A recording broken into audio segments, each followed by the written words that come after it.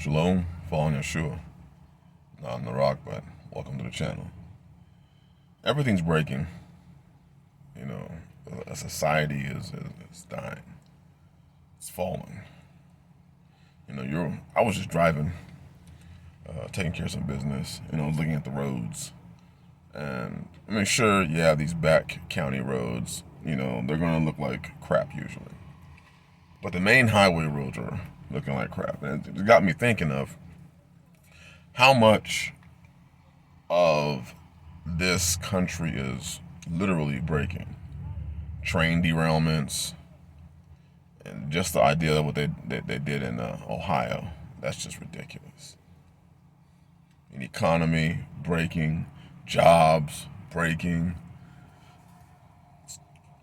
even respect for each other's breaking, social interactions breaking. Everything's breaking. Everything is fracturing. And no amount of you hoping is going to fix that. The only thing that you can't fix in times like these, you can fix your position. You can fix your decisions. That's what you can fix. You can fix what you are able to control. And I just want to encourage, stop and don't try to fix things that you can't fix. It's breaking for a reason. The system is falling. And trying to fix something that is non-fixable is foolish. It's a waste of your time. Brothers, it's like trying to fix a relationship when the woman tells you, I don't want to be with you. I don't want to be with you. I'm miserable with you. I hate being with you. And you're like, well, I'm going to fix it. No, you're not. You're going to waste your time. You're going to waste your resources. You're going to waste your energy. You cannot change the inevitable. You can only get yourself ready for it.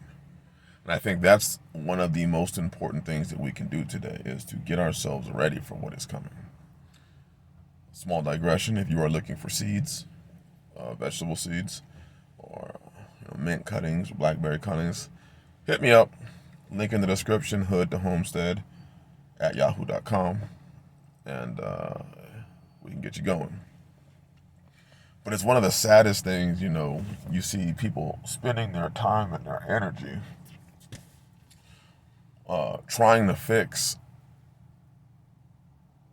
something that you can't fix. It's not fixable. It's not attainable. One of my vehicles right now is a blown head gasket, and I'm probably going to pull it and pull the motor and do a whole rebuild on it. But I don't have time right now. And a part of me feels that, because I just got the transmission done, which is why I'm probably going to do the motor. Otherwise, I wouldn't. And I've had vehicles in my life that have broken to the point where it's not feasible to fix it. Sure, it can be fixed, but you're going to end up dropping way more money than the vehicle's worth to fix it. And when you look in today's society, the politicians of this country don't even want the country fixed. The politicians, the CEOs, they don't want it fixed. They're completely happy banking. They're overworking the employees, having 5 employees do the job of 10 employees. And that's just okay now. That's what this society has become. You have more and more people dependent on EBT, on cash aid, on food stamps, you have more and more people just dependent on that system. The system of welfare. The system of, I don't want to put in the time or effort. I want somebody else to do the work for me. And when that system falls, when it breaks, you're going to see a lot of angry people. You're going to see a lot of frustrated people. You're going to see a lot of violent people who turn to violence because they thought that system was never going to break. So when I talk about food storage, when I talk about growing your own food, when I talk about coming out of her and the physical part, getting your land, or even if that means moving with a brother, understanding that you're on his land.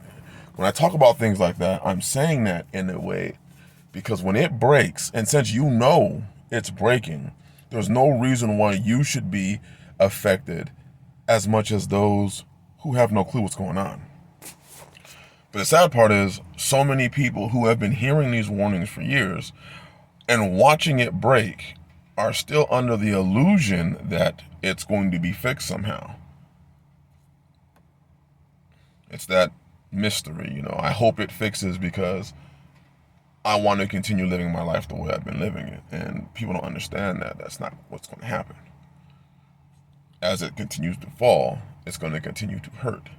And you're going to have to continue to keep adjusting your life and adjusting how you spend money and adjusting everything that you're doing to make it.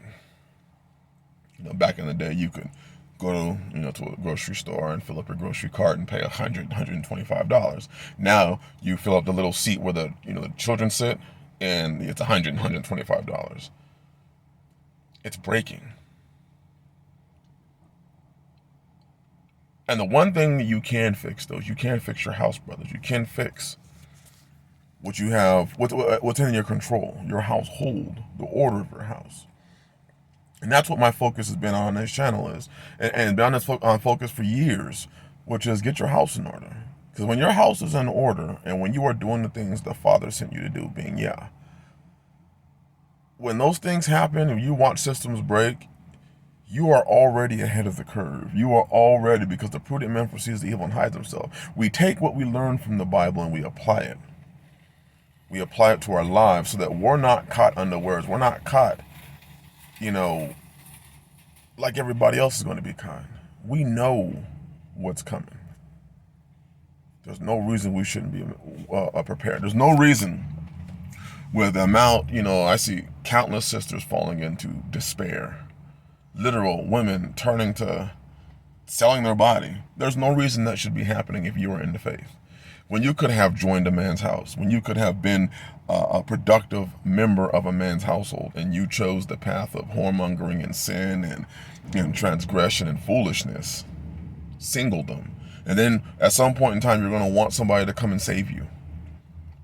When you find out your plan failed, which really wasn't a plan, then you're going to want to run into somebody and have somebody bail you out.